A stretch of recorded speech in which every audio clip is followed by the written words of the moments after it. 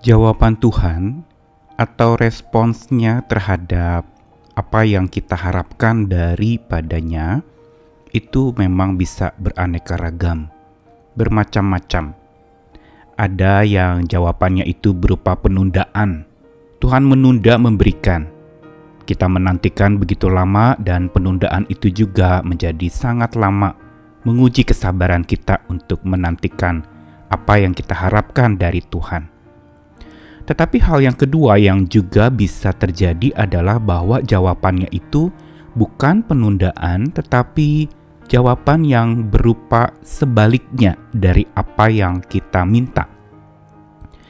Misalnya kita minta kesembuhan, tetapi yang kita terima malah bertambah sakit hidup kita. Jawaban sebaliknya ini sering terjadi pada saat kita berharap kepada Tuhan. Namun apakah masalahnya ada di Tuhan yang salah menjawab atau yang tidak memperhatikan seruan permohonan kita untuk apa yang kita harapkan itu? Tentu saja bukan dari Tuhannya. Tetapi yang perlu kita pahami dan amati adalah justru dari kitanya yang mengharapkan itu. Karena jawaban sebaliknya dari Tuhan yang Ia berikan kepada kita berkaitan dengan apa yang kita minta, sesungguhnya undangan untuk berbalik kepada Tuhan. Gampang diingat, jawaban sebaliknya itu undangan untuk berbalik kepada Tuhan. Ini yang Tuhan inginkan.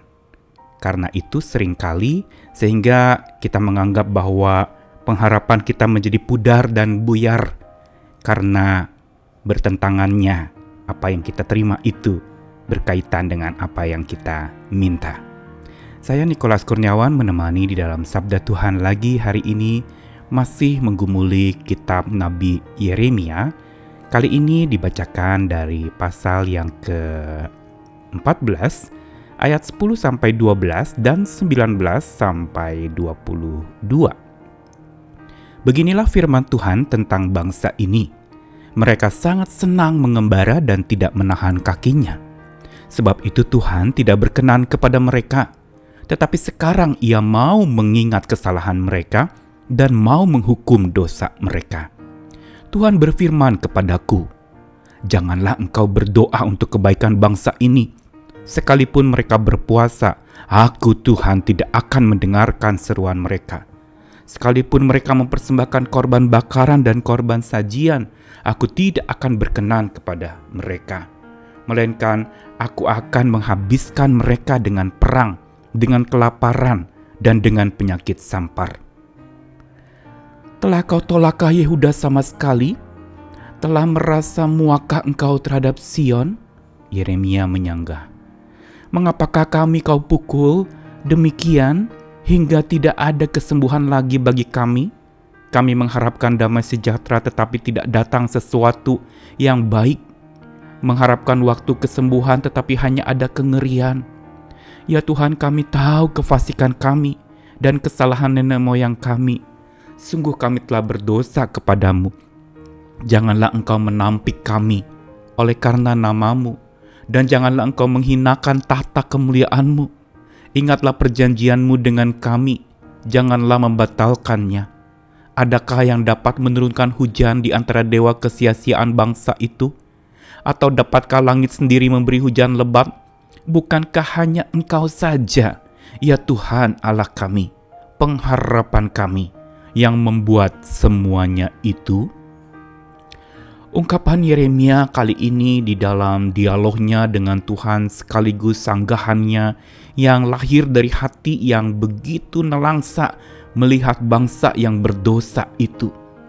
Dia memohonkan pengampunan dari Tuhan atas bangsa yang mengalami duka cita akibat pembuangan dan selama 70 tahun mereka di dalam masa kesengsaraan yang Tuhan izinkan terjadi sebagai bagian dari ganjaran, penghukuman, sekaligus juga untuk pembelajaran itu bisa terjadi dalam diri umat yang berdosa itu.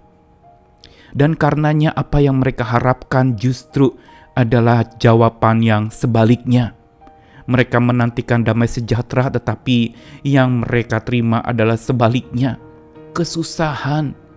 Mereka mengharapkan kesembuhan, tetapi sebaliknya yang mereka terima adalah justru kengerian.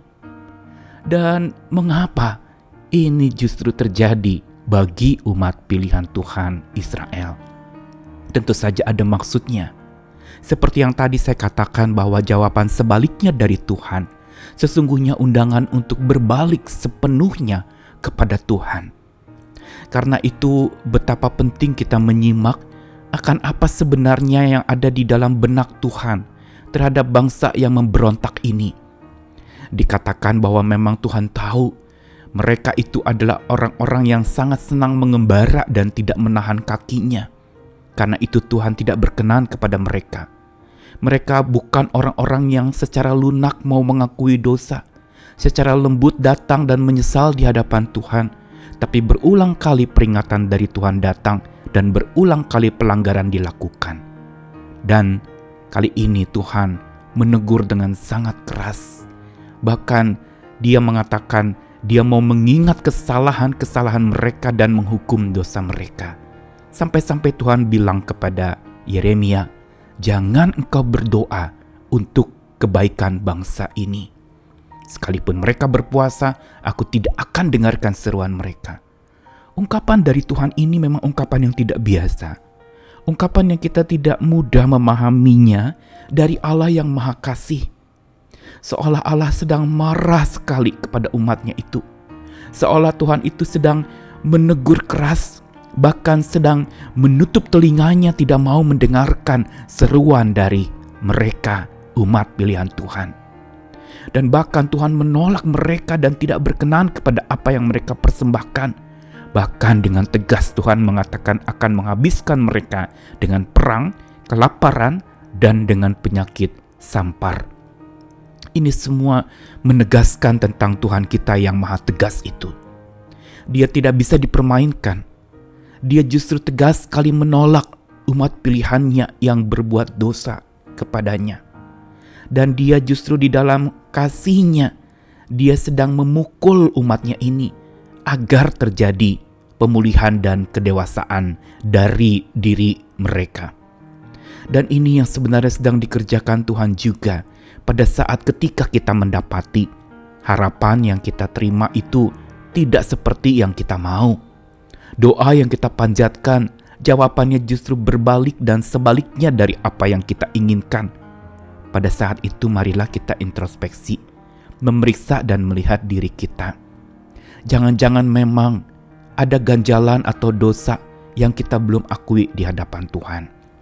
Jangan-jangan juga ada hal-hal yang masih kita bangga-banggakan, kesombongan dan kepongahan seolah merasa diri atau kelompoknya yang paling benar. Atau jangan-jangan pula masih ada dosa-dosa tersembunyi yang tidak tampak di luar, tapi menjadi sesuatu yang busuk di dalam hati, kepahitan dan luka akibat kesalahan diri sendiri. Tuhan ingin supaya kita total bertobat. Tuhan ingin supaya harapan yang kita mohonkan itu justru kita terima dengan benar. Karena harapan memang bisa tampak pudar dan buyar. Karena kita yang sesumbar, bicara sembarangan atau menjadi pongah atau sombong dengan apa yang kita miliki. Dan Tuhan bisa mengajarkan kita lewat sebuah penyadaran diri bahwa kita begitu rapuh. Dan seringkali harapan kita juga tampak pudar dan buyar karena kita berbuat yang cemar di hadapan Tuhan, bukan melakukan yang benar. Karenanya Tuhan turun tangan. Tuhan mau membenahi dan memperbaiki hidup kita dengan cara menegur secara keras.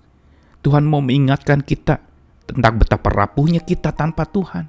Tuhan mau menyadarkan kita untuk tidak pongah lagi dan berbangga diri dengan apa yang kita pikir itu adalah sesuatu yang kita bangga-banggakan dalam hidup.